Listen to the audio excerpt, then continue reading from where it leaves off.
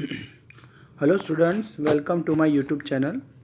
I am Nimit sir और आज हम कंटिन्यू करेंगे chapter number 3, demand, which is the most important part of our economics. So आइए देखते हैं कि सबसे पहले हम जो नया टॉपिक पढ़ने वाले हैं वो है इनकम इफ़ेक्ट।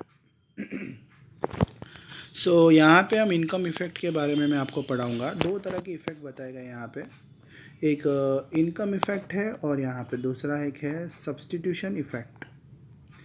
सो सबसे पहले हम करेंगे इनकम इफ़ेक्ट। इनकम इफ़ेक्ट में ये बताया गया है कि आपकी इनकम बढ़ी नहीं है when the monetary income of the consumer remain constant. मतलब समझ लो, आप एक कंज्यूमर हो आप एक ग्राहक हो और यहाँ पे आपकी जो इनकम है वो कांस्टेंट है। मतलब ना आपकी इनकम बढ़ी है ना आपकी इनकम घटी है, but the price of the goods fall.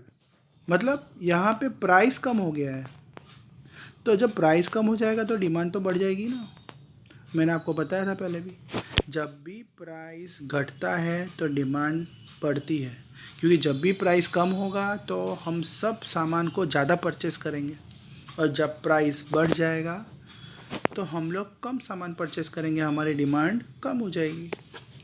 तो यहाँ पे इनकम इफ़ेक्ट में ये बताया गया है कि जब भी कंज्यूमर की इनकम ना बढ़ती है ना घटती है, पर जब मार्केट में प्राइस कम होता है तो लोगों की जो परचेसिंग पावर कैपेसिटी है, रियल इनकम का मतलब क्या होता है, खरीदने की कैपेसिटी बढ़ जाती है। क्योंकि जब चीज़ों के दाम घट जाते हैं तो वो चीज़ें जो होती है वो बहुत सस्ती हो जाती है, तो हम लोग ज़्यादा परचेस कर सकते हैं। तो यहाँ पे मैं आपको एक एग्जांपल देके समझाऊंगा तो आपको ज़्यादा समझ में आएगा। If the amount of money of the consumer is ₹50 and the price of the milk is ₹50 per liter, मतलब समझ लो 1 लीटर, जो एक मिल्क का एक दूध की थैली ले लेते हैं हम लोग, 50 रुपये था। 1 लीटर 50 रुपये था। ठीक है, आप लोगों की इनकम नहीं बढ़ी है। इनकम आप लोगों की जो सैलरी थी वही है जो पहले थी। ठीक है, अब जैसे ही मार्केट में एक यहाँ पे 1 लीटर का भाव जो था, 1 लीटर का भाव 1 litre is equal to 50 rupees. ठीक है, मतलब 1 लीटर की थैली जो है वो आपको 50 रुपये में आ रही थी। अब जैसे ही मार्केट में भाव कम हो गया, देखिए यहाँ पे जैसे ही मार्केट में प्राइस फॉल टू 10 रुपीज़, तो क्या हुआ, आप लोगों की इनकम तो नहीं बढ़ी है, पर मार्केट में अचानक क्या हुआ, मार्केट में अचानक 1 लीटर का भाव जो था वो 10 रुपये हो गया। तो जब 50 रुपये था तब आप सिर्फ एक ही थैली, मतलब 1 ही लीटर मिल्क परचेस कर रहे थे। 1 litre is equal to 50 rupees था।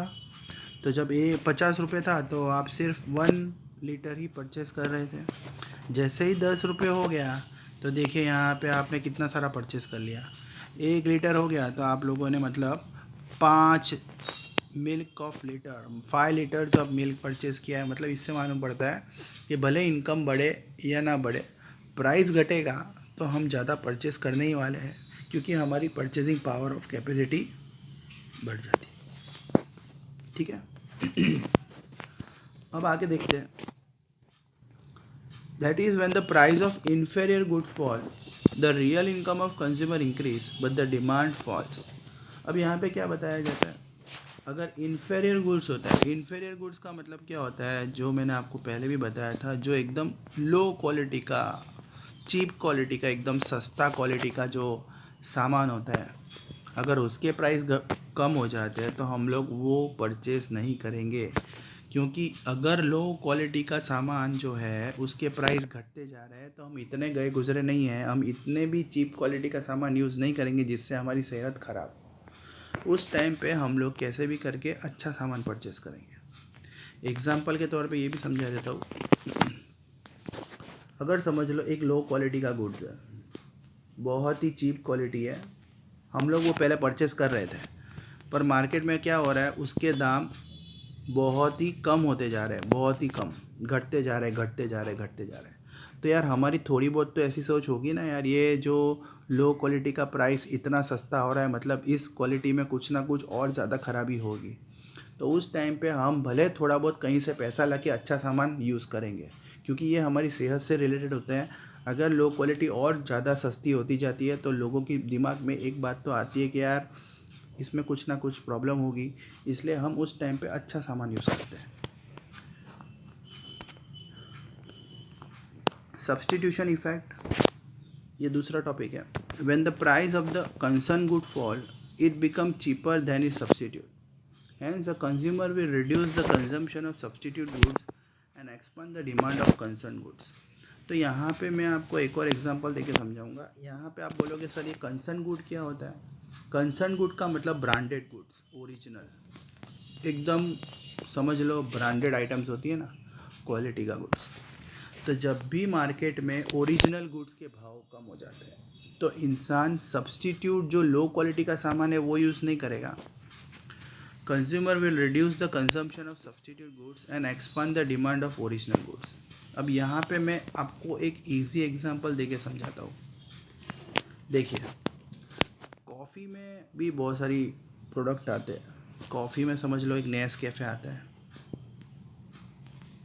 ओके, और एक समझ लो कोई भी दूसरा प्रोडक्ट ले लो जो एकदम लो क्वालिटी का है, कोई भी मतलब समझ लो कोई भी एक XYZ कॉफ़ी आती है। ऐसे तो XYZ नाम की कोई कॉफ़ी है नहीं, मैं आपको एग्जांपल दे रहा हूँ। नेस्कैफ़े ओरिजिनल है, एकदम ब्रांडेड है, नाम है, और XYZ जो है वो एकदम लो क्वालिटी है। तब यहाँ पे क्या होगा, ये जो ओरिजिनल गुड्स के भाव घट गए। अभी तक आप लोग XYZ कॉफ़ी पी रहे थे, बहुत ही मतलब इसका प्राइस बहुत कम था, नेस्कैफ़े बहुत महंगा था। पर जैसे ही मार्केट में क्या हुआ, मार्केट में नेस्कैफ़े के जो दाम है वो घट गए, तो सीधी बात है आप ये परचेस नहीं करोगे। नेस्कैफ़े के लिए आपकी डिमांड बढ़ जाएगी, क्योंकि जब भी अच्छी क्वालिटी का सामान का भाव घटता है तो इंसान चालू क्वालिटी का सामान नहीं परचेस करता, वो हमेशा अच्छा क्वालिटी का ही सामान परचेस करता है। ओके स्टूडेंट्स, तो आई होप आपको ये समझ में आया होगा। Thank you.